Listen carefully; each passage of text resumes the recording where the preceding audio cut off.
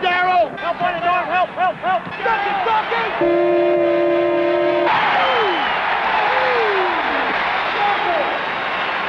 Henry, be ready to rotate back! Rotate back!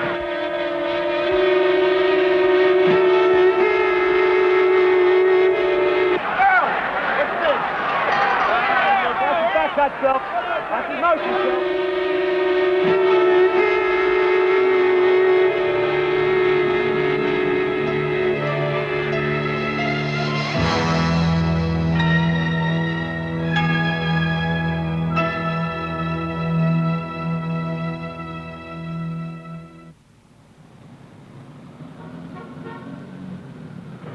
It is now exactly 12 noon. The draft is officially open. I want to welcome all the fans that are going to join in and help make this draft a success. The first pick is the Los Angeles Lakers. The Los Angeles Lakers select Irvin Magic Johnson, Michigan State, 6'8", 200 pounds.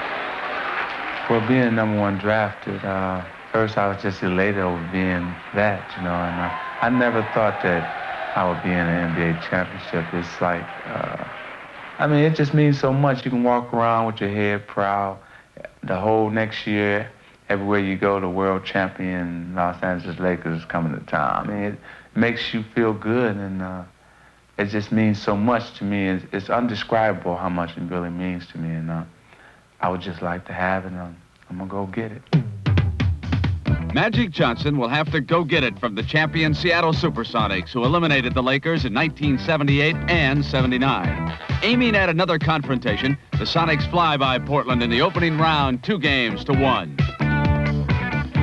In Phoenix, the Suns make excellent use of their home court advantage against Kansas City, as Paul Westphal and Walter Davis frustrate the Kings in Game 3.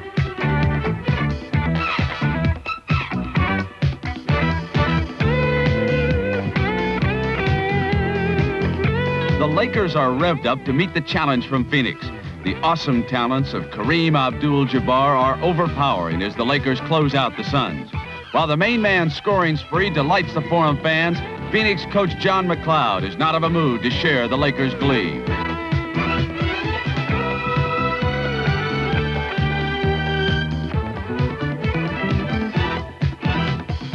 An NBA single-game record crowd of more than 40,000 jams the Kingdome as the Sonics and Don Nelson's Milwaukee Bucks clash in the most hotly contested series of the entire playoffs.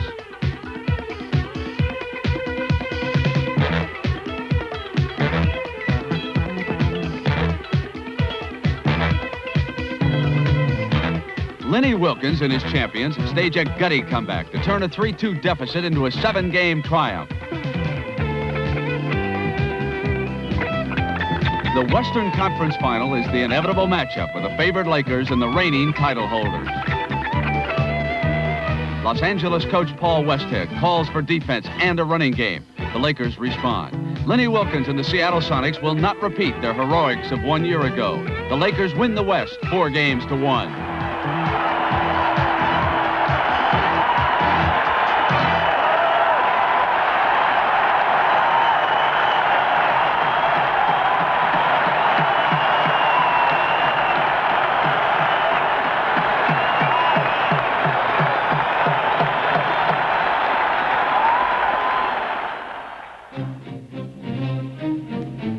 In the East, the good doctor is operating as only he can, and that spells trouble for 76ers opponents.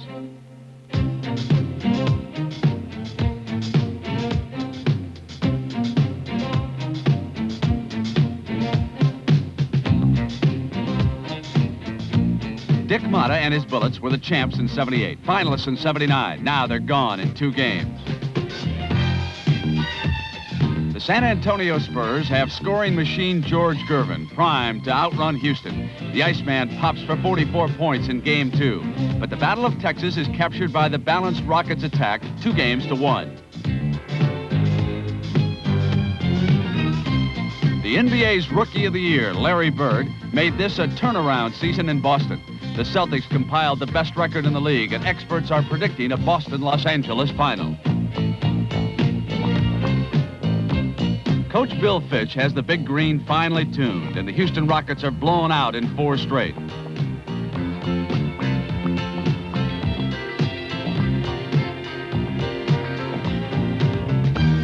In Philadelphia, the 76ers, removed from the spotlight by the Celtics' resurgence, are quietly yet efficiently advancing to a showdown. The feisty Atlanta Hawks just cannot contain the Sixers' front line, and Philadelphia joins Boston in the Eastern Conference Finals.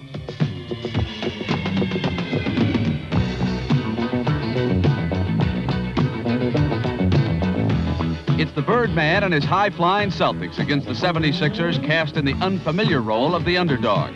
But Coach Billy Cunningham's men have a shock in store for Boston. Playing inspired team basketball, the 76ers pull off the upset of the playoffs in convincing fashion, 4 games to 1. It'll be the Philadelphia 76ers against the Los Angeles Lakers for the NBA championship. A surprise? Not to Billy Cunningham. People think we did sneak up and get to the finals, but I felt that this team was the best team, and I could just see this team coming together as a group. And we have just one objective as a team, and that's to win a championship, and individual goals have been put to the side. Since 1977, it's occurred to me that it's very stupid to go to the finals and lose. So this year, you know, we're here. We want to win. I want to win very, very badly.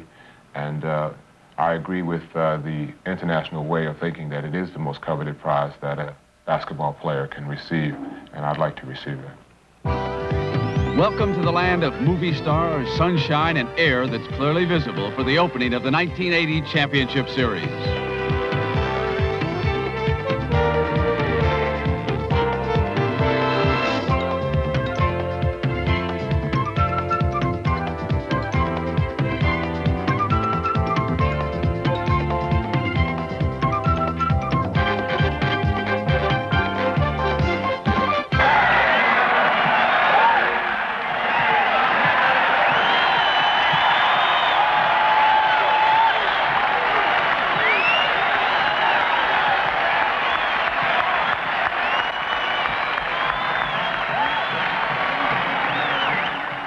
The world's best are prepared to go head-to-head for the sport's most prestigious title, the National Basketball Association Championship.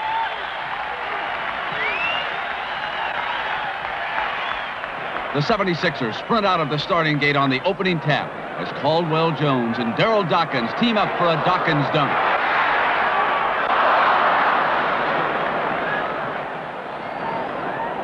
One out, one out. One out. Norm Nixon quarterbacks the Lakers, looking for Kareem to spring loose inside.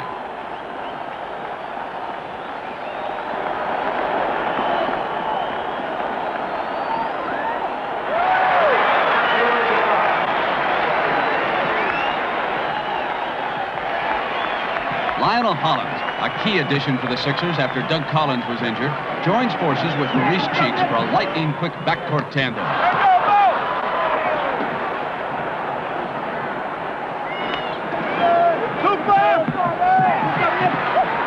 Caldwell Jones heeds Cunningham's advice and jams Michael Cooper as the 76ers cling to a slim lead.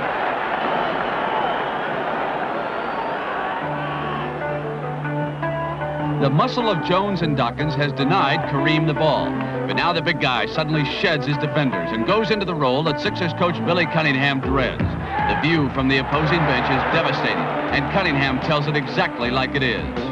Kareem is the most dominant force in the game of basketball right now.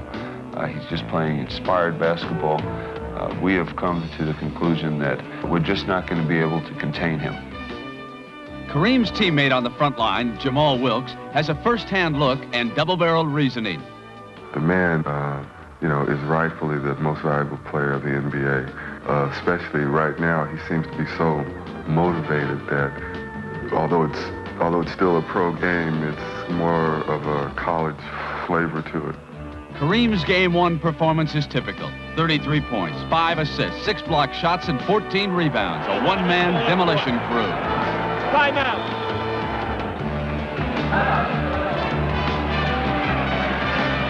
Now, you're going to have this man probably open, or you're going to have this man. Now, Bobby. So people got to stay out of the lane. Yeah. He's going to be able to Okay, down play the in the second. corner. Right now the thing, Bobby. Just hold for whatever Now, they say, Darryl, gets the ball to Henry, and Henry doesn't have a good shot. Whenever the Sixers threaten, Kareem shuts them off with an effort that Magic Johnson has come to expect and appreciate. Well, when it's money time, when it's winning time, we do go to Kareem. I don't think it's a better man that had the pressure on him and be put in the situation than Kareem, because 90% of the time he's going to come through with a basket.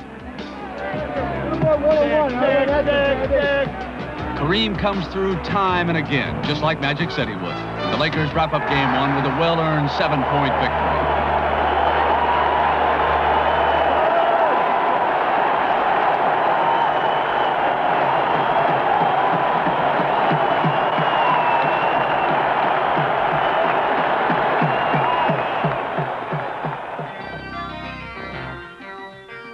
Big Darryl Dawkins was plagued by foul trouble in Game 1. But Game 2 is a different story. As Lakers coach Paul Westhead has seen Double D in a new light. Dawkins' shooting touch fires the Sixers to a sizable early lead.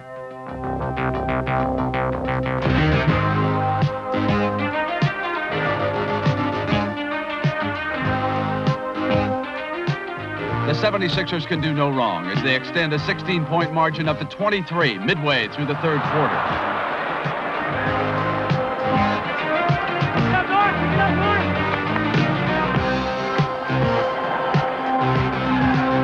Bobby Jones exemplifies an aggressive defense.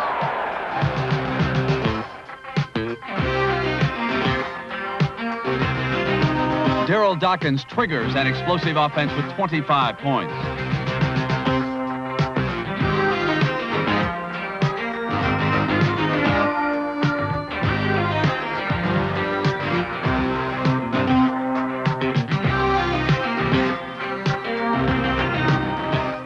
Everything is going Philadelphia's way.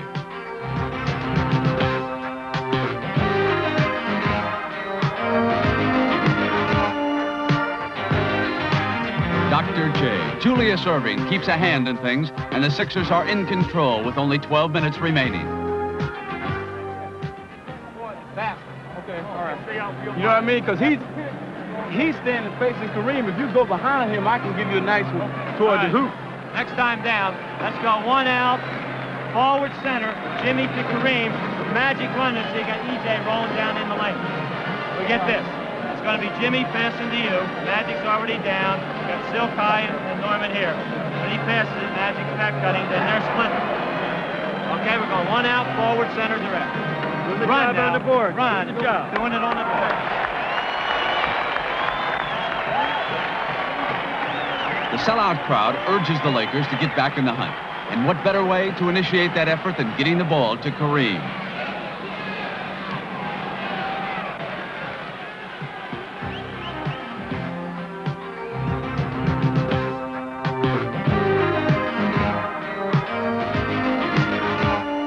Norm Nixon misses, but extraordinary second effort by Jamal Wilkes gives Los Angeles hope.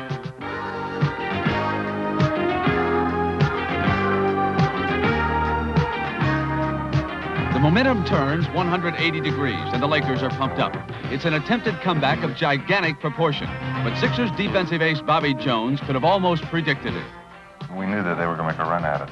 I think we underestimated how powerful they were with their fast break and their explosiveness. And we did take it for granted probably in the fourth quarter that we had the game won. And we didn't continue doing things we had done the whole game. We didn't move the ball offensively. We didn't get back and stop them.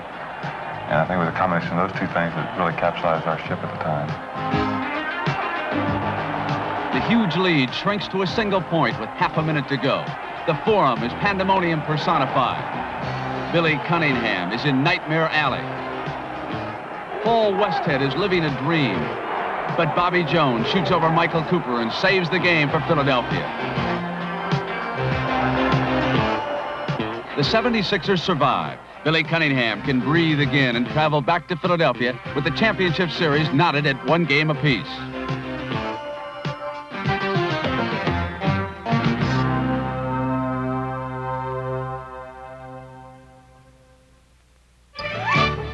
The city of brotherly love, 3,000 miles east of Los Angeles, an historic early American settlement that is revitalized and flourishing anew.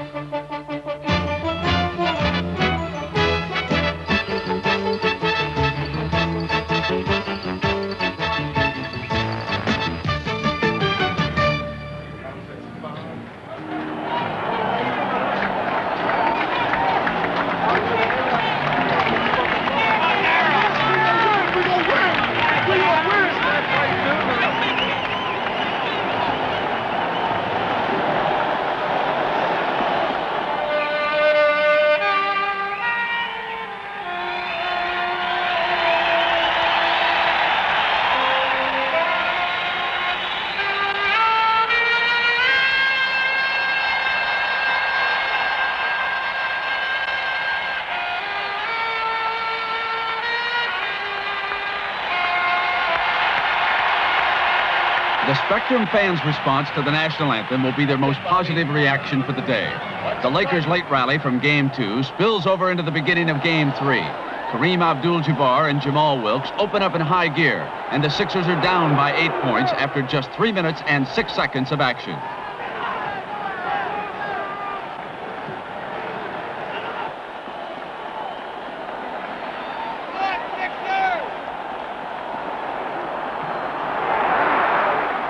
Magic Johnson strips Daryl Dawkins of the ball and sets up Norm Nixon for a wide-open 10-footer.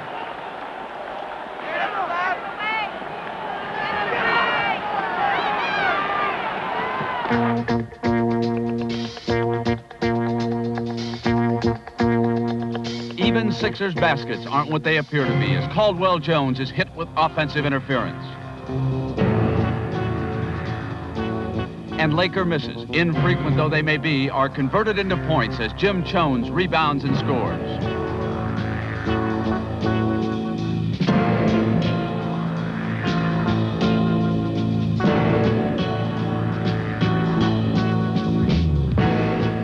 Murphy's Law is striking Philadelphia. Everything that can go wrong does go wrong.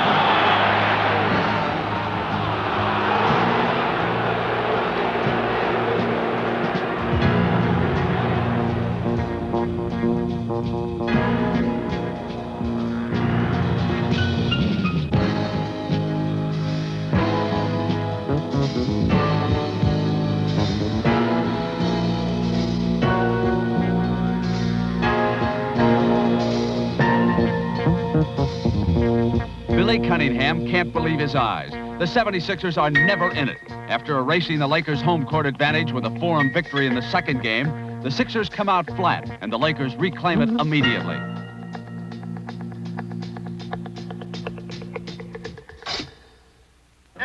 The 76ers must win Game 4 in the Spectrum, and Billy Cunningham wastes no words. Well, they just get it out of transition.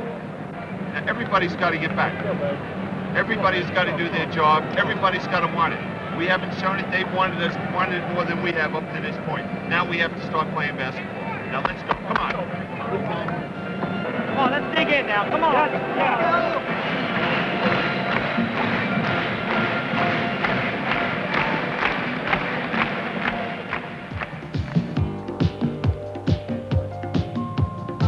A nip-and-tuck first half has the Lakers on top by 2 points, and the lead continues to seesaw back and forth in the second half.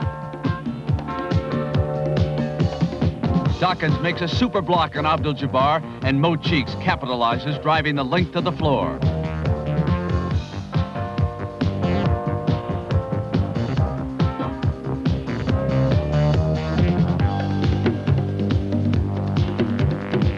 Bobby Jones blocks Norm Nixon's shot, but Kareem leaves nothing to chance.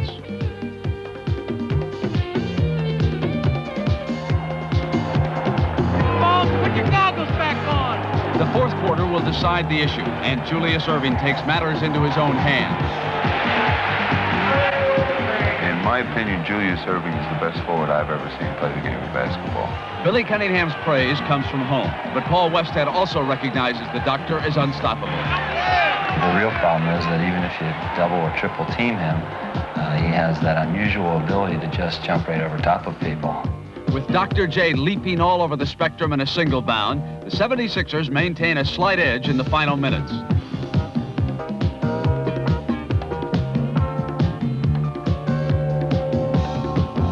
Everyone loves to watch the doctor in full flight, but to Magic Johnson, that can represent a true test of concentration. Sometimes you get caught watching him, you know, and I have to smack myself in the face sometimes and say, quit watching him, you got to play against him. Magic keeps the Lakers close, but Dr. J retaliates with one of his "you got to see it to believe it" moves. Bobby Jones, who's seen it all, knows Dr. J's team value. To have Julius on the court is just a real confidence booster for our team, to know we can go to him at any time, and just to know that things are going to be right because Julius is around.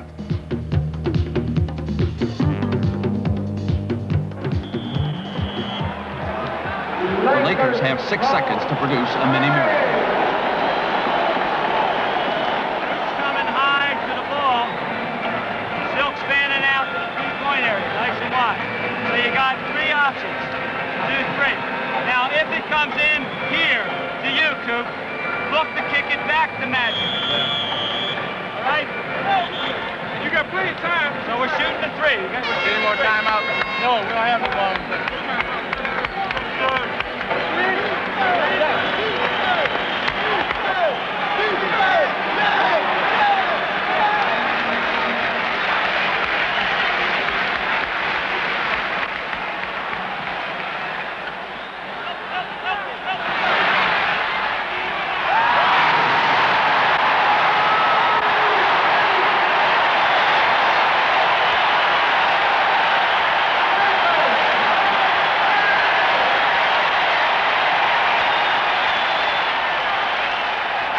The teams head back to the Forum with the series all tied up. The series is going to be won by a player making that second effort and perhaps getting a tap in, or somebody diving on the floor and getting a loose ball. So despite all of the great talents on both teams, I think it's probably going to be an effort play that's going to win it. The Lakers think they're the best, and the Sixers think they're the best in the NBA. And, you know, we have 3 games left to find out who is the best. And, you know, pride is a major factor in this series. The dictionary refers to pride as delight or satisfaction in one's achievements. To attain the achievement of an NBA title, there will be physical sacrifice that money simply cannot buy.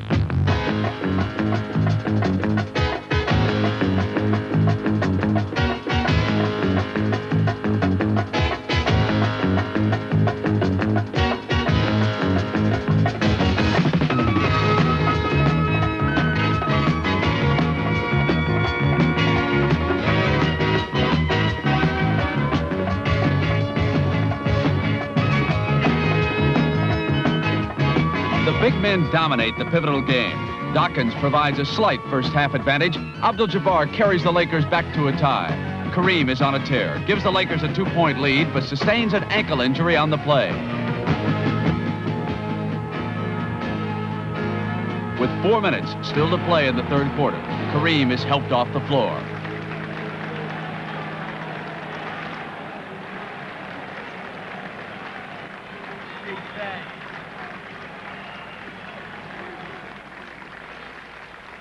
A crushing blow to the Lakers and a golden opportunity for the Sixers. But incredibly, Philadelphia fails to capitalize on Kareem's absence.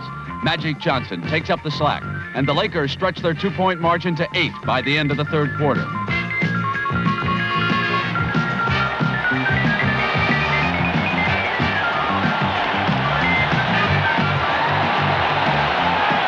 Kareem returns to the court with a heavily taped left ankle and is immediately inserted into the lineup for the fourth quarter.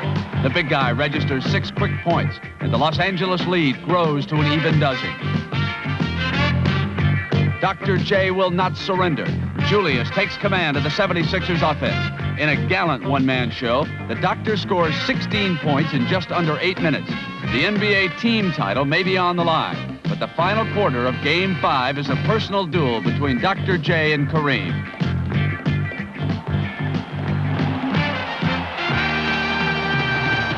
Dr. J's heroics bring the Sixers all the way back. The Lakers set up Kareem for the decisive shot.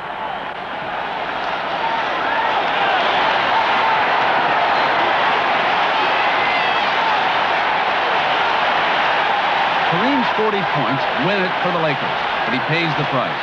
His ankle is severely sprained, and he does not make the trip to Philadelphia. 6'8" rookie Magic Johnson lines up to take the center jump.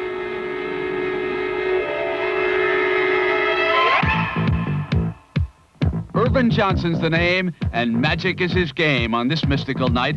Johnson rolls up 22 first-half points, and the game is dead even. The second half begins with a shockwave of Los Angeles successes.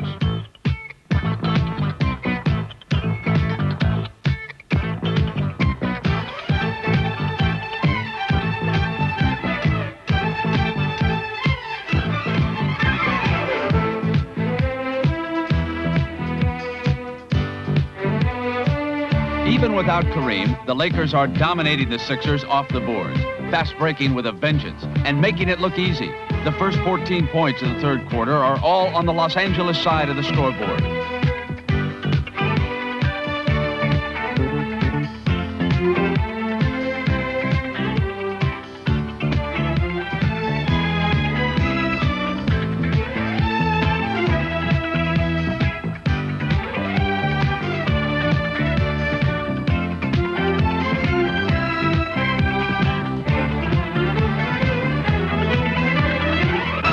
76ers finished? Don't dare believe it. The Lakers' spurt has Philadelphia on the ropes, but they fight back to close the gap.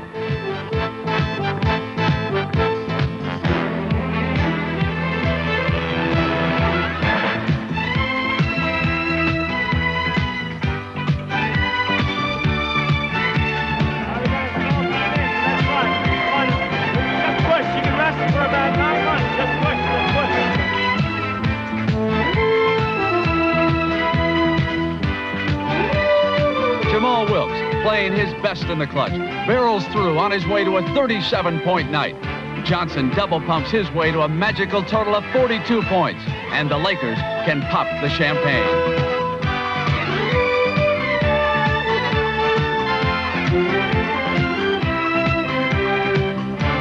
Magic Johnson wins the Most Valuable Player award for the World Championship Series in his rookie season.